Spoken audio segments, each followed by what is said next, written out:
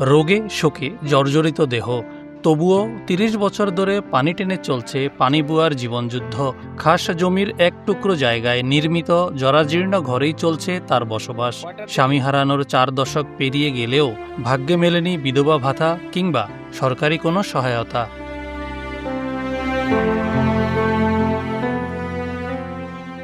বলছি পটুয়াখালীর কলাপাড়া উপজেলার টিয়াখালী ইউনিয়নের নাসনাপাড়া কলোনির বাসিন্দা রেহানা বেগমের কথা। এক সন্তানের জননী এই নারীর স্বামী লতিফ হাওলাদার মারা গেছেন প্রায় ৪০ বছর আগে। শিয়া বাটার ও ভিটামিন সমৃদ্ধ লিলি বিউটি সোপ, তারুণ্যময় উজ্জ্বল ত্বকের জন্য।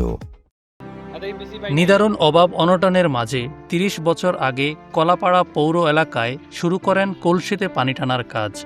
শুরুতে কোমরে কলসি বহন করলেও বর্তমানে একটি ভ্যান গাড়িতে অন্যের বাড়ি, খাবার হোটেল ও রেস্তোরাঁয় সরবরাহ করছেন নিরাপদ পানি।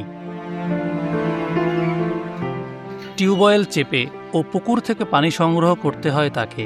তবে বয়সের ভারে কিছুটা নুয়ে পড়া এবং শরীরে বিভিন্ন রোগব্যাধির কারণে আগের মতো পানি টানার কাজ করতে পারছেন না রেহানা। তার ব্যবহৃত ভ্যান গাড়িটিও হয়ে গেছে পুরনো ও ঝুঁকিপূর্ণ। স্বামী মারা গেছে প্রায় ৪০ বছরের মতো এই পর্যন্ত আমি পানি টানতে এসি, অনেক কষ্ট করতে এসি। একটা ছেলে ছোট, ওরে নিয়ে আমি অনেক কষ্ট করি, এখন বড় হয়েছে স্বাভাবিকভাবে। আর আমি বাজারে পানি কেজি টানি, আমি টানতে টানতে অনেক অসুস্থ হয়ে পড়ছি। আমার গাড়িটাও ভালো না।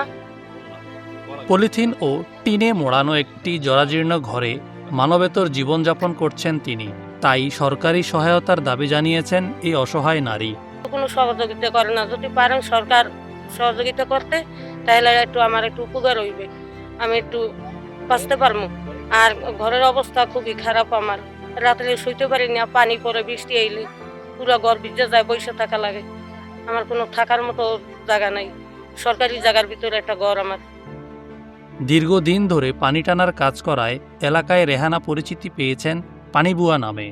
পরিশ্রমী অসহায় এই নারীকে সরকারি ও বেসরকারি সহায়তার দাবি জানিয়েছেন এলাকাবাসী।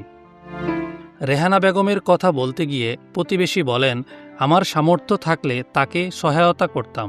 সমাজের বিত্তবানদের পানিবুয়ার পাশে দাঁড়ানোর দাবি জানাচ্ছি। মহিলা খুব অসহায় আছে, সে পানি টিনে খায়, আমাদের পানি দেয়।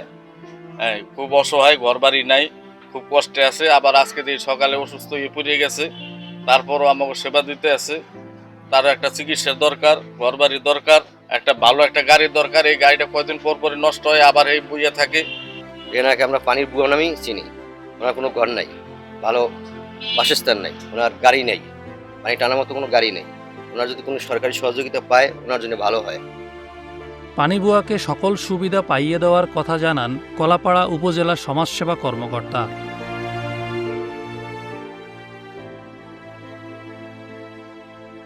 শিয়া বাটার ও ভিটামিন সমৃদ্ধ লিলি বিউটি সোপ, তারুণ্যময় উজ্জ্বল ত্বকের জন্য।